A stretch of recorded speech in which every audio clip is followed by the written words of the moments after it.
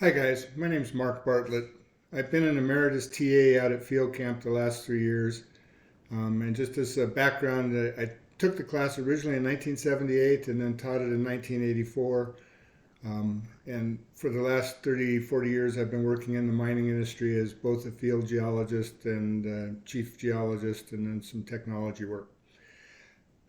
Professor Frank Sosa asked me to give you some tips about field camp, and hopefully I can do that, at least the things I remember that are most important for what you need to be doing. And so I want to start first with physical fitness. Um, to keep up with you guys, I'm 68 years old. To keep up with you guys, I go down to the gym and do a bunch of gym machines 3 times a week. Plus, I take a spin class for cardio. Um, I've seen the last couple of years that about half of the students that come to field camp aren't physically prepared to go up and down the hills as much as they need to. Now they get in shape over the 2 or 3 weeks or 4 weeks that they're out there, but it'd be nice to arrive at camp with that conditioning already done. So I highly recommend going to the gym and doing some leg lifts and getting some sort of cardio before you come out. It's really, really important that you're in good physical fitness when you're there. The next thing I'd like to talk about is equipment. Some of the things I've learned is your shoes are probably the most important aspect of what you do. When I first went to field camp, I had a nice pair of tall Red Wing leather boots, and I actually kept them for 30 years in the business until I frankly just wore them out. But the best shoes I've ever had. I thought I'd be smart a couple years ago and not take all of that weight with me, so I ended up bringing a shoe like this, a little low trail hiker like this, and I found to my dismay that these do not work very well for field geology because you need to side hill a lot, and with that low top, your feet slide on the bottoms of the sole and you turn your ankles pretty easily, so don't bring a low top like that. Again, I highly recommend a Red Wing boot or something like this. This is a Solomon boot, but you see it goes up over the ankle, got a stiff sole, and you can side hill all day long or go up and down all day long in a boot like that. The next most important piece of equipment are gaiters. If you don't know what gaiters are, look them up, but gaiters will keep the cheatgrass out of your shoes. I know you can't see it, but you get cheatgrass all through the tops of your shoes here.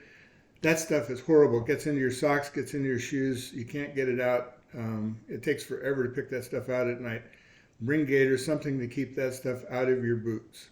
You won't need them for snakes or anything. We rarely see snakes, but for the cheatgrass, that's awful. Bring a 3-liter Camelback and a spare water bottle for your backpack.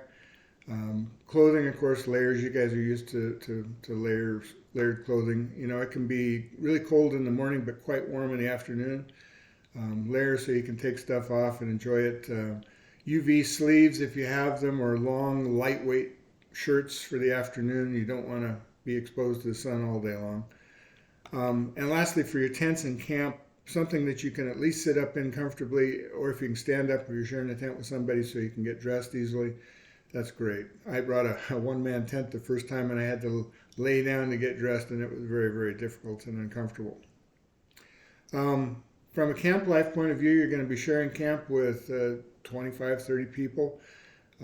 You'll get to know everybody pretty well. You'll be sharing duties in camp with people, and then, of course, you'll be out in the field with your teams of 3 or 4 people. So get used to talking to people, meeting people, and understanding where they're from, what they do, what their background is.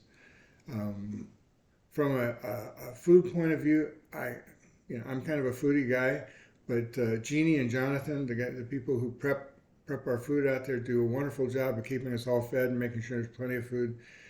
You won't be hungry at all while you're out there.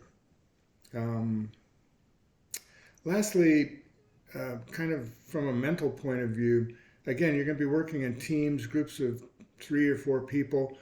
I know it's difficult to get along with everybody in your life, but as a field geologist, it's important to be able to exchange ideas with people and share ideas without feeling judged or judgmental.